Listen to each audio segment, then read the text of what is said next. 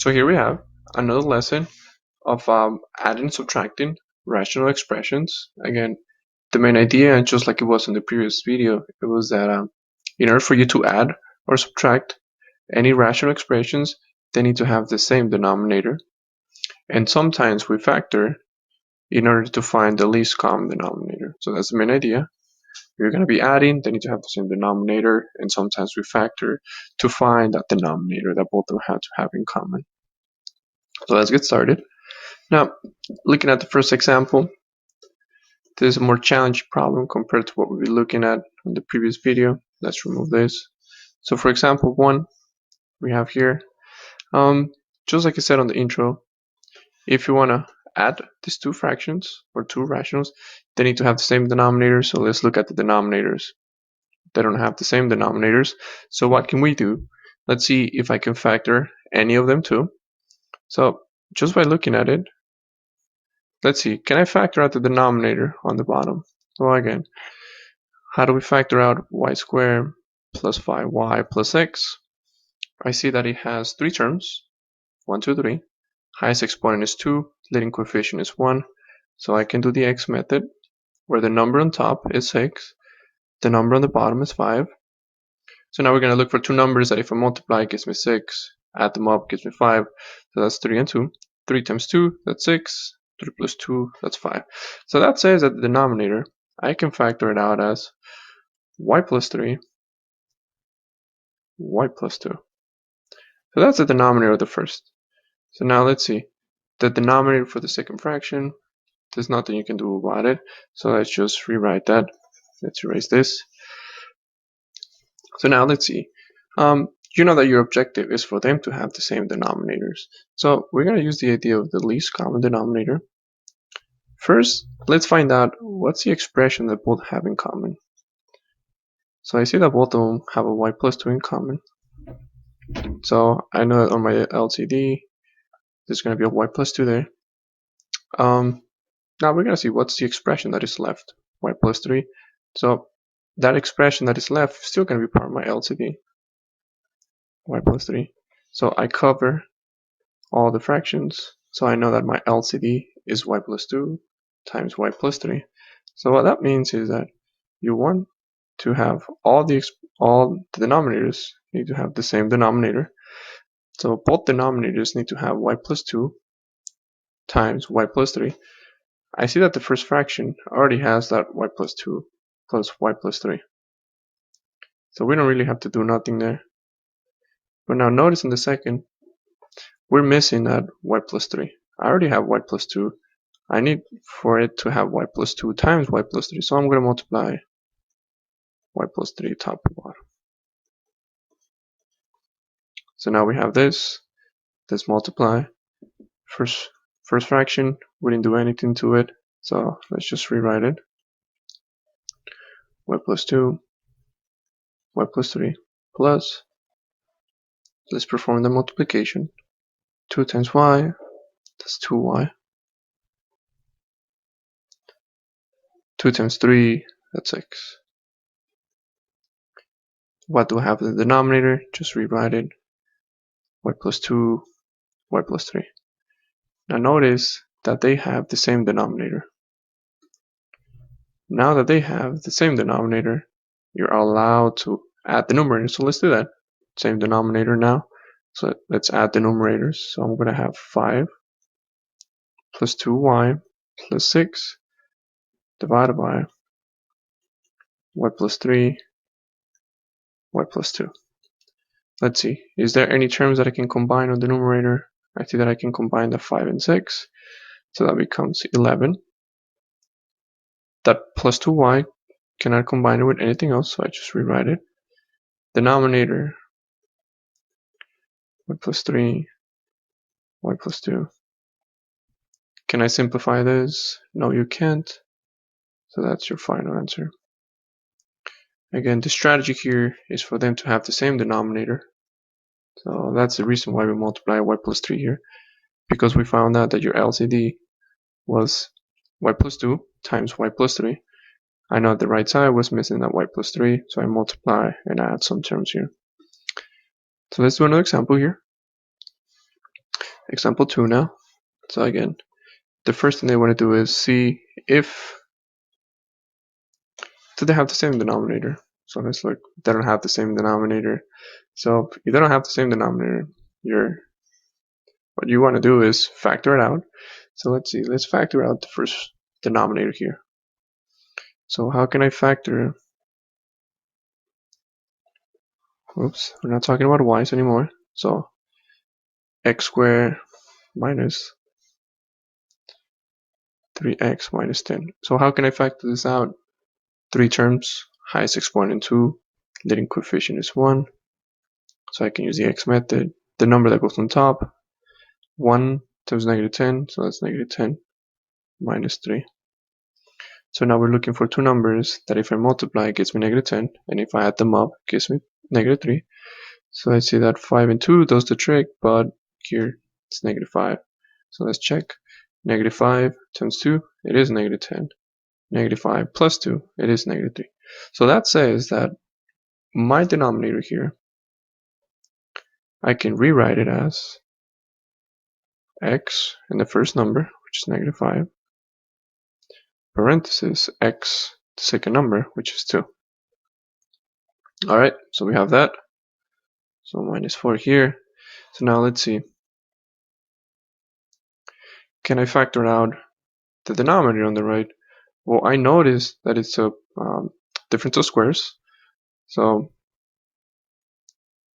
how can I factor this out? You can rewrite as x squared minus 2 to the second, which is the same as x minus 2, x plus 2. Again, this is a difference of squares, and if you need more help on difference of squares, look at the previous videos in the lesson. So it says that x squared minus 4, I can factor out as x minus 2, x plus 2. So let's write it out here. X minus 2, x plus 2. Okay, let me erase this because I might need it for the rest of the work here. So now we have that. So now let's see, what is the least common denominator? So let's see, is there any expression that both of them have in common? Oh, I see that both denominators have this y plus 2 in common. So it's going to be part of my LCD. What else? I need to include that x minus 5. So I need to include that x minus 5 on my LCD. And I also need to include, well, let me move this a little bit to the left. And I also need to include that x minus 2. So, okay. So now this is my LCD. This is the lowest expression that they have in common. So now my objective now is to make sure that they all have the same denominator. So let's look at the first fraction. I already have x minus 5. I already have x plus 2. What am I missing from the LCD? I know from my LCD, I'm missing this x minus 2. So this is the term that I'm missing from my LCD. So this is the term that I need to multiply top and bottom. So let's multiply that. X minus 2 on top, x minus 2 on the bottom. So now, let's see. Let's look at on the right side, of the right fraction. What is the term that I'm missing from my LCD? I have an x minus 2, I have an x plus 2. So I see that from my LCD, I'm missing an x minus 5. So that is what I'm multiplying here, top and bottom. X minus 5 here, x minus 5 here. Okay. So now that we have this, let's perform our multiplication now. Again, what I wanted to do is for them to have the same denominator. So you will see that after the multiplication, they will have the same denominator. So let's multiply x times 7. That becomes 7x. 7 times minus 2. That's negative 14. Divided by the whole expression. my LCD, x minus 2, x minus 5, x plus 2. Okay, so now let's see. Let's multiply this now. Negative 4 times x. That's negative 4x. Negative 4 times negative 5. That's plus 20. Rewrite the whole thing. X minus 2, x plus 2, x minus 5. Alright. What do you notice about the denominators now? They have the same denominator. X minus 2, x minus 5, x plus 2, x minus 2, x plus 2, x minus 5. They have the same denominator, so what can I do? Now you can add the numerators, so let's do that. So I'm going to have 7x minus 14 minus 4x plus 20 divided by the whole thing. X minus 2, x minus 5, x plus 2. Okay, so now, is there anything that I can combine? So let's see.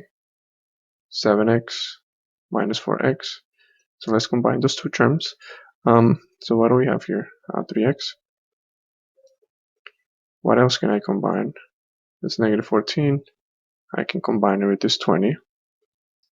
So what is that going to give me? 6 plus 6 divided by x minus 2, x minus 5, x plus 2. Alright. So you can consider this your final answer, but notice that you can factor out a 3. Notice that you can factor out a 3 on the numerator. So let's factor that 3 out, and let's see what do we have. So if I factor a 3 out, what do I have inside? So 3 times what gets me x? That's just x. 3 times what gets me 6? So that's a 2. So I factor out a 3 divided by x minus 2, x minus 5, x plus 2. Now, why did I do that?